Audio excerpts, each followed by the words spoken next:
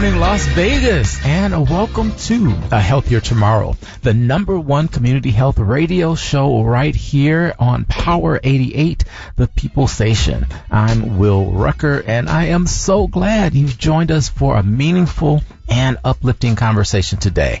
If you're listening right now, I encourage you to take a moment, invite someone else to tune in, whether it's a friend, a coworker, or a loved one, or someone you don't even like that much. Text them, call them, send a carrier pigeon, let them know that A Healthier Tomorrow is on the air. This show is all about community, and the more of us leaning in together, the stronger we become. Sending love to the fabulous Sierra Owens, my amazing co-host. She's out today getting some well-deserved self-care. So, Sierra, I'll do my best. Today's program is going to be full of insight and inspiration. We've got two amazing topics that we'll talk about with three amazing guests. We'll begin with our favorite here from NAMI, Trinh Dang. And then, no, it's Trinh Dang-Mai now, right? Yes. All right, now watch out. And we'll be talking about Mental Health Awareness Month. She'll share how trauma, especially early in life, can shape mental health, and more importantly, how recovery is possible. We'll also talk about the upcoming NAMI Walks event and highlight organizations right here in our community that are offering hope, healing, and connection. Then we'll be joined by our girl, you know her as a familiar voice right here on A Healthier Tomorrow, Amina Harvey from the Southern Nevada Health District. And she brought along a salon owner, so I can't wait to talk to her about this. They're going to spotlight Salon Talk, which is an empowering dialogue about heart health during perimenopause. This is one of those topics that we don't really talk about, but it's deeply needed, and we're proud to help create a space for it. So, at A Healthier Tomorrow, we believe that wellness isn't just about physical health. It's about mental clarity, emotional strength, and spiritual grounding. Every second and fourth Wednesday, we're right here on the air, bringing you conversations that not only inform but uplift, so you can show up fully for yourself and the people around you. Before we bring on our first guest, I want to share a little story, one that stuck with me for a while because it reminds us that healing doesn't mean perfection and value isn't lost when things break. There's an old parable about an old woman carrying water from the river to her home each day. She carried it with 2 clay pots, one on each end of a stick. One of those pots was perfect. It held water just as it's supposed to, but the other one had a crack. By the time the woman got home, that pot was only half full. This went on for years. One day, the crackpot finally said, "I'm so sorry I leak. I failed you." And the woman smiled and said, "Have you noticed the flowers growing on your side of the path?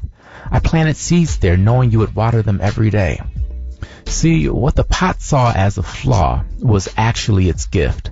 We all have cracks. We all carry something, trauma, stress, maybe even shame. But those very things can become the source of beauty, of connection, of growth. Sometimes we don't see it till someone else reminds us. And that's why I'm so grateful for our first guest today. She's one of those people that helps others see the flowers they're watering, even when they feel broken. She's here to help us make sense of the connection between trauma and mental health, and to remind us that recovery isn't just possible, it's personal. So stay tuned. You don't want to miss this conversation. The Healthier Tomorrow radio program is brought to you by the Office of Chronic Disease Prevention and Health Promotion at the Southern Nevada Health District. May is Mental Health Awareness Month, which highlights the importance of mental health and emotional well-being. The Southern Nevada Health District recently opened their behavioral health clinic. For more information or to book an appointment, call 702-759-1700. That's 702-759-1700. All right, with that, Trinh, you ready to have a conversation? Absolutely, Will. Good morning. Thank you so much for being here. I'm excited to talk about everything happening with NAMI Walks. But before we even get into that conversation, share a little bit about yourself so our audience knows who you are and what brought you to this work. Yeah, so my name is Trinh Dang-Mai, Executive Director of NAMI Southern Nevada. It's such an honor to be here today. Usually I share with people, I feel like I was born into this work. As you've shared, a lot of us have experienced life challenges, adverse childhood experiences, trauma, and getting to see that from a very young age and seeing the impact that it had on my parents as refugees from the Vietnam War, and having my own mental health struggles as a young teen. My suicide ideation started since then, and just seeing it firsthand, how trauma impacted my family members, I think was what really grew my curiosity, interest, and passion for this work. Wow. I started out as a teacher, so my background was in education, but as one crisis after another came up, I was grateful that I was still connected to CSULB at the time at Cal State Long Beach, and checked into the counseling and psychological services, and that's where they handed me a NAMI brochure for the first time, and this was 2011, 2012. Wow. And so I was a recipient of one of their services at one point, which was their family-to-family education class, and that's where my life changed. So you've been at this for a long time then. Yeah. Exactly. I love that background, and I mean, immigrant parents from Vietnam, that's amazing. Yeah. That influences, I'm sure, a lot culturally with mental health in that conversation. Yeah, because there's a different perspective, right? Not that it's wrong. It's just understanding different people's perspectives and where they're coming from, and seeing where we can meet in the middle, because oftentimes, especially in Asian culture, a lot of other cultures where our prior generations have been through a lot of hardships where they're like, I almost died. And, we have so much that's given to us: a house, a roof over our heads, food, free education, and those type of things, where there's sometimes is a disconnect between generations. Mm-hmm. However, recognizing the hardships that they went through and understanding from their perspective, they might see mental health as a weakness because they had to go through so much. Again, not that it's right or wrong, but it's different. Yeah. And us being able to say, but, mental health isn't just only material wealth.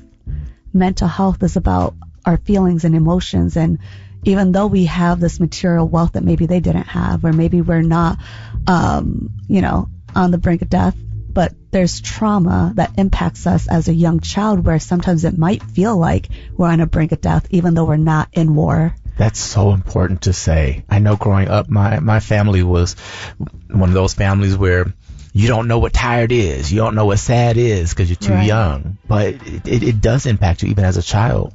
Right. And for some people, depending on where we grew up, sometimes it might feel like we're on the brink of death, depending on the safety that we feel within our neighborhoods and places. And so, again, even though we weren't in the middle of bombing, war, and all that, just those impacts that we had early on in life can really impact us later on, depending on the resources we had at the time, depending on the support, whether it was addressed early on, or what our coping was during that time. So recently you gave a fantastic presentation at a community meeting at the Southern Nevada Health District, where you shared some actually really alarming stats around mental health generally, but particularly youth suicide. Could you talk a little bit about that? Yeah, if you follow the American Foundation for Suicide Prevention, it's listed out as on Nevada's fact sheet, as well as the Mental Health America report, and just other data. We see that ages 10 through 34, so youth and young adults, it's the second leading cause of death for that age range. And we know that it's preventable. And so that's just something that's really alarming for us, is to see our young people either having suicide attempts, completing suicide, but for every completion of suicide, there's dozens others that have attempted. Wow. And so we have to take that into consideration as well. Yeah, and when you said it's preventable, that actually just hit me in a whole new light today, as you just said it, because, of course, I'm promoting getting vaccinations and making sure people are up to date on that. There's no reason why we should have measles. Like that's a thing that we're dealing with now for some reason that we shouldn't, and that's completely preventable. But when we talk about a completed suicide, that's a whole nother level of preventable, because you're not going to be exposed necessarily to someone that then passes that along. It truly is preventable. Right, absolutely. And there's just so many things. First and foremost is being educated, understanding the warning signs. Because sometimes there are warning signs, and sometimes there might not be, and it might not always be, and sometimes that's tough to understand. But other times there are oftentimes warning signs that we see, and just recognizing how can we intervene and be supportive and be there for someone and be that listening ear so that they don't feel so alone in those moments. But I really think it starts from a young age. That social emotional learning is really important. to be able to understand how we're feeling inside and be able to express it before it gets down to the point of suicidal ideation. Social emotional learning is a protective factor in so many ways. And the connection that we share just as human beings, knowing that you're not alone, makes such a difference. And for a kid to have one adult that shows interest or cares can make such a difference. So thank you for being that adult for so many and for the programs that you're leading. I'm going to talk a little bit about pathways to recovery. So when a mental health challenge arises, sometimes it can feel impossible to overcome. Can you talk a little bit about how recovery is actually possible? Yeah, I'll share a little bit of my personal experience, if that's okay. Perfect, yeah. Growing up with just anxiety and suicidal ideation since 13, 14, and my own depressive episodes, I remember when I finally sought therapy, which was in my mid-20s. So oftentimes statistics and data does show that it takes people about 10 years before they get that help on average. I remember breaking down in front of her and saying, but this is how I've been my whole life. Can I really change the way I am? But there were books and videos and things that I read along the way, and I learned this thing called neuroplasticity. And I remember reading about it. There's also a book called You Are Not Your Brain, and where they talk about there's ways to rewire our brain. That's how we change our habits. And if this anxiety that I have is this thought pattern that's been created over time at some point, and that's just kind of how I coped for 10, 15 years, I can't expect it to go away overnight. Although medication did help at one point, I knew that there's something also deep inside I had to work on, because medication can't take away the memories of the experiences that I had. It couldn't take away the self-talk that I had based on those experiences. And so I had to really become self-aware of, first, what am I thinking about myself? What am I saying before I get to that suicidal ideation? What happened? What was it that activated or triggered that thought that made me feel that way or take a certain behavior? And I learned that through therapy. It was cognitive behavioral therapy over time that I sat and had to actually write out and document what it was that I was experiencing and then what my thought process was. And I had to ask myself, is that true? And so after months and months of therapy and just realizing that even after I stopped, I continued to practice that on my own. So whenever I was feeling a certain emotion, just pausing and saying, what's coming up? And then making space for it and addressing it. As I shared, medication at one point was also helpful throughout that process. And then finally regaining trust within myself and the community. But it takes a long time. It takes many years, because there's so many years of things that were happening that it wasn't addressed. But it's possible. And I'm hearing a holistic approach where it's not just one thing. And I know if you have a headache, no one thinks anything about taking Tylenol. Like, you're just going to take the Tylenol because your head hurts. You know that that's what you do. But when it comes to mental health, sometimes we're like, oh, I don't want any medication because of the stigma or lack of understanding and education around the subject. And sometimes it's like, oh, just give me a pill to make me feel better, but you don't do the work. And it's kind of the same with your physical health. If you don't eat right, if you don't get some sleep, if you don't take breaks, if you don't get some movement, how can you really expect your body to fully function well? So I'm hearing the same thing in this space. Absolutely. It does take quite a bit of work to really be very intentional. And even after and getting professional help too, it's okay to have someone sit down with us and say, hey, here's how we can work through these things. Especially normalize therapy. Yes. I have a therapist. Very appreciative of it.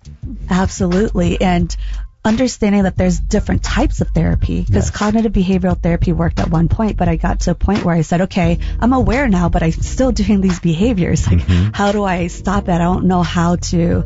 I know where it's coming from and when it comes up. And then it got to a point where I learned about EMDR, which is trauma processing, and did hypnotherapy because I felt that there was something in the subconscious that was really coming up that I just didn't quite pinpoint what it was. And just through many different types of therapy, many modalities and self-help books and learning and educating myself, but also waking up and saying, okay, in order to maintain my mental wellness now, I woke up this morning, I went to yoga, I meditate. It's kind of like when you wake up and you brush your teeth. you want to prevent that cavity from happening before you go to the dentist. So what do we need to do every day? Or we wash our hands before we get that infection or get really sick. We want to do something that prevents that from happening and maintain our wellness overall. We do it for our dental health, for our physical health. So just finding something, and it doesn't have to be meditation or yoga for everyone else, but something that helps either in a daily practice or throughout the week that helps prevent and maintain our mental wellness. Absolutely. Take care of yourself so that if you stay healthy, you don't have to get healthy. It's a lot easier to maintain than to repair. And with mental health in particular, those breaks, and I start my day with 20 minutes of silence.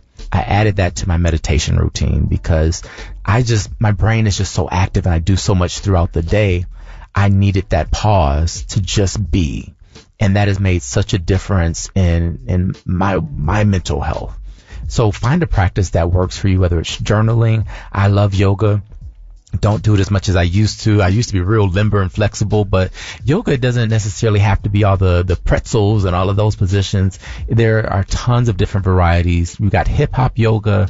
I mean, it's so much that you can do that really is so beneficial. So you've got a walk coming up, NAMI walks coming up in October. Let's talk a little bit about that. Yeah, so we're excited to be holding our third annual, since we've restarted it a few years ago. NAMI Walks is just a celebration and awareness, a mental health awareness event to let people know that they're not alone, because it's one thing to just say it or read it, and it's another thing to be in community and actually feel it, where we're there supporting and celebrating, just being there for each other. And so it's going to be at Lorenzi Park on Saturday, October 18th. We usually walk around the pond, so it's a beautiful, nice little stroll. Usually in October is nice weather still, so we're looking forward to that. Pets are welcome to come. Families are welcome to come. There's no cost to register. You could just go to... Hold on. Let's clarify these pets, though. Yeah. Because I don't want to be there if it's a tiger. Well, maybe if it's a tame tiger, I mean. We'll see. No, bring your small pets, please. You're right. Clarification, small pets. Yeah. But October 18th, that's a Saturday from 9 to 2 at Lorenzi Park. What kind of resources are going to be there? We usually have vendors, our community partners that are there, some that I want to highlight, especially ones that provide mental health services and community support. We have those that provide low-cost or no-cost clinical therapy for folks that are needing support, such as community counseling centers, Solutions of Change, folks that are providing mental health support, such as us, every Wednesday in our office. We hold free support groups open to the community. Drop-ins are welcome. If people are looking for substance use recovery, we have our partners such as Foundation for Recovery, the Phoenix that provides wellness activities, workouts for folks in recovery, or Tin High, those that are focusing on substance use prevention with teens. So just be on the lookout for many, many resources in our community. Nice. Well, I'm excited. I'm putting that on my calendar now so that I can participate. And I enjoy those walks. They're just so pleasant. And it's great to be around people that are kind of thinking about the same things in the same way. Trinh, before we go, anything else you want to leave with our listening audience today? Yeah, I think what I was thinking of as we were talking about this, I just want to remind everyone, as we're doing the work, it is a lot of work, because part of that recovery is facing those dark places that we were once afraid to look at. Yeah. So it does get really hard, where we have to get in touch with our emotions. The pain, the emotional pain that was once buried deep might come back up. But just know that it's going to be okay as we navigate that, especially having someone there, a professional with us, to walk through those dark times. That's part of the recovery. Because to get to the other side where there's beauty and being able to see the world and trust again and find joy and happiness, it takes walking through those dark times sometimes to process it, to make peace with it. Because if we just stuff it away, even after 10, 20 years, it kind of stays there until we've had a chance to make peace with it and rewrite that narrative in a way that brings us to that level of recovery that we want to be at. I love that. The work is worth it. Yes, it is. Awesome. Trinh, thank you so much for being on the show today. Always a pleasure. You bring such light to this program and to our community. The A Healthier Tomorrow radio program is brought to you by the Office of Chronic Disease Prevention and Health Promotion at the Southern Nevada Health District.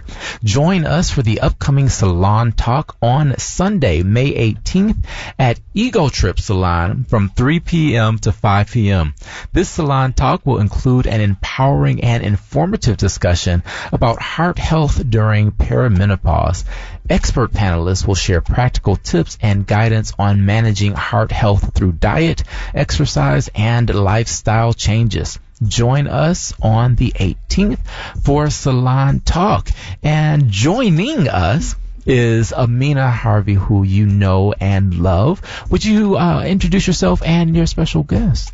Absolutely. Good morning, Las Vegas. Amina Harvey with Southern Nevada Health District. I'm a senior health educator in our Office of Chronic Disease Prevention and Health Promotion. And joining me this morning is Chris Wells from Ego Trip. She is a part of our Beauty Salon Health Outreach Project. So I'm excited to have her with me this morning. Good morning, everyone. Good morning, Chris. And I just got to say this because my middle name, don't tell nobody, is Chris. Okay. And then my family name is Wells. Oh, wow. We related? We might just I'm be. married into the Wells family, so we have to talk we'll about have to figure that out. All right. It's a small world. Never know. I'm so glad that you are both here, and I'm so excited about the Salon Talk. We've talked a lot about Shop Talk before, which is always a great program. But Chris, I want to just start with you and ask kind of what caught your attention. Why did you agree to be a part of this important conversation? Yes, so when Amina invited me to join this and I heard the theme was care about your heart like you care about your hair, I had to participate. It was just so meaningful. And as a licensed cosmetologist for over 23 years and a salon owner for 3, I understand a direct correlation between healthiness on the inside. It definitely leads to healthier hair, skin, and nails. So it was just something that I had to add to our ambiance in the salon, because as a busy mother and wife, we usually do put ourselves on the back burner. So to have the nurses come in ready to check our blood pressure, just to bring the awareness was something very positive, and I wanted to participate in. Oh, I'm so glad that you did, and it's going to be a great event. I can tell from your energy that this salon is off the hook. So yes. You got to come by. Yes, I will. Amina, so Women's Health Week is this week, May 12th through 17th. So talk a little bit about your vision for Salon Talk and what's going to happen there. So for Salon Talk, we will be diving into a conversation for women's health on a topic that's often overlooked or misunderstood. We'll be covering perimenopause, menopause, and the impact on cardiovascular health. So we'll be joined by expert panelists who will share some insight and help guide what that process looks like, how those hormonal changes can affect women's heart health, even exploring our mental health as well. As women are going through those stages, their mental health is also affected by that. We will have a special guest from our elected officials. Senator Dina Neal will be joining us on our panel. Also, we will have Councilwoman Chandra Summers Armstrong will also be joining us, among other healthcare professionals, OBGYNs in the field, and primary care providers. So we're really in for a treat. Yes. I'm excited about that, and shout out to Senator Neal and now Councilwoman Armstrong, like powerhouse people there. Yes. And I know Intermountain Health is providing some folks there as well. Yes. Great healthcare organization. Also, I want to know this, and forgive me because I'm a man and I just don't know. What is perimenopause? Perimenopause is considered the early stages of menopause. And so women start to experience some of those symptoms, such as like heat flashes. Women may experience vaginal dryness. Women may start to experience lower estrogen levels. So it's really kind of that pre-menopausal phase that women experience. I mean, and women experience various different symptoms. All are not the same, even with brain fog. Even sometimes I feel like that's the stage that I'm in right now. I might have that one. So we really want to address those midlife situations that are happening, and we're trying to understand exactly what's happening. And perimenopause on social media has really been a buzz, and so that kind of helped to navigate this decision and wanted to talk about this topic to help us all understand the phase that we're in right now. Now, May is also Hypertension Awareness Month. Yes. And so 1 in 3 adults actually has high blood pressure. What's going on with Salon Talk and hypertension?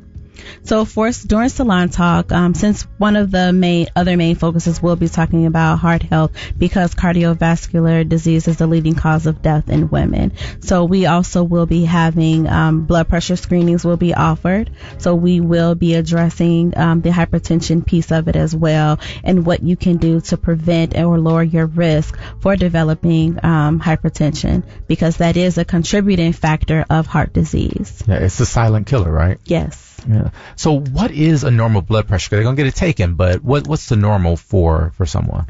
The normal blood pressure is 120 less than 120 over 80 millimeters of mercury.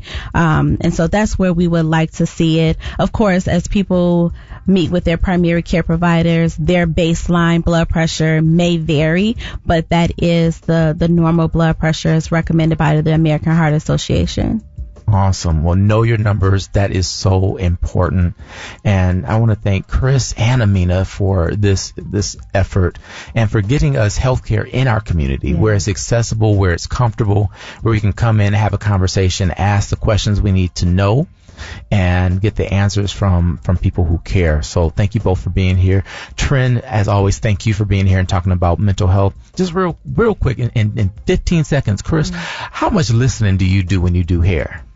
Plenty. I do a lot with every client. Yes. We are talking in depth about some of the issues we're discussing today on the radio show, and we are sharing. So I'm so happy to offer my space for this Salon Talk on Sunday, so that we can really spend time with the experts learning about the things that we share with each other while I'm behind the chair. Shout out to the hairdressers and barbers. They are mental health providers too. They listen. So thank you so much for that. This has been A Healthier Tomorrow. I'm your host, Will Rucker. And as I always remind you, you are not just a drop in the ocean. You are the entire ocean in a drop. And what you do matters. So live compassionately. We'll see you next time.